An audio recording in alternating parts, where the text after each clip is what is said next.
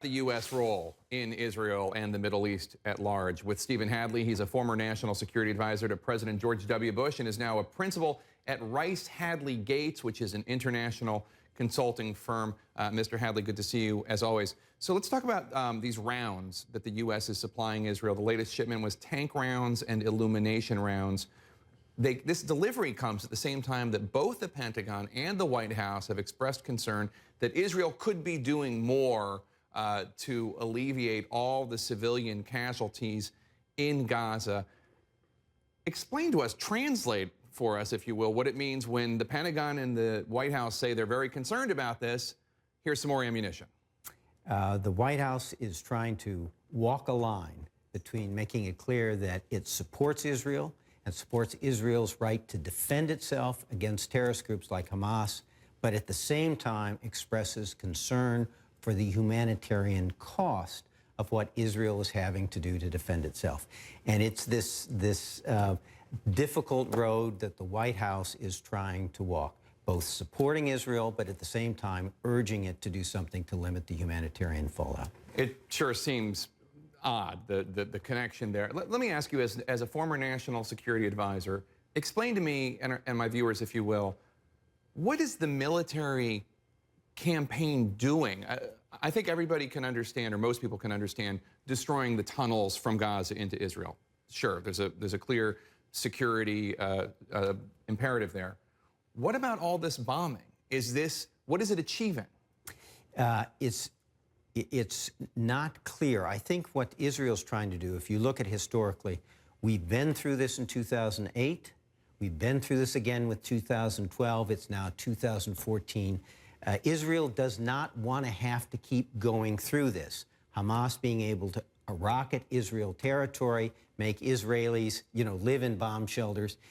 They want some relief. And I think the model they're taking was the model in 2006 when they went after Hezbollah in Lebanon. A lot of criticism about it, a lot of loss of life, a lot of destruction. But what Israelis would tell you is that the result of that Operation 2006 was that it reestablished deterrence. And the northern border of Israel with Lebanon has been quiet for the 8 years since. I think that's what they're trying to do with Hamas in Gaza. But obviously most of the people that have been killed, according to the United Nations, most of them are civilians. Most of them are not members of Hamas. Israel says they're not trying to kill civilians. They're not trying to target civilians. But so many people who are innocent civilians are being killed.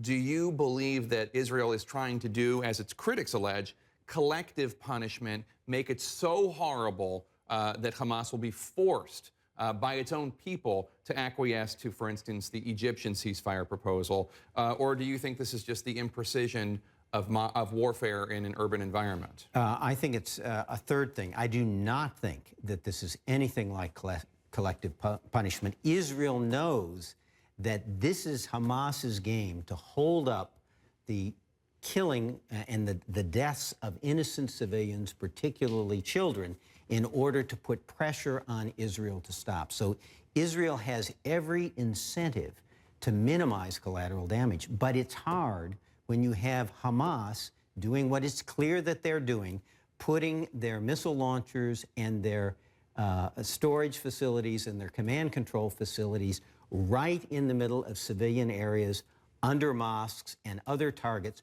precisely so if the Israelis go after them as precisely as they can militarily, they will inevitably result in damage to facilities and loss of civilian life. And that's then what Hamas uses to try to put pressure on Israel to stop. Even granting all of those points you made, it does seem as though not every time that a family is killed in Gaza, there was necessarily a Hamas target in that building or even nearby. It's very hard to know. I mean, we don't have our own resources there to do the bomb damage assessment. You cannot trust what Hamas says because this is part of the propaganda campaign.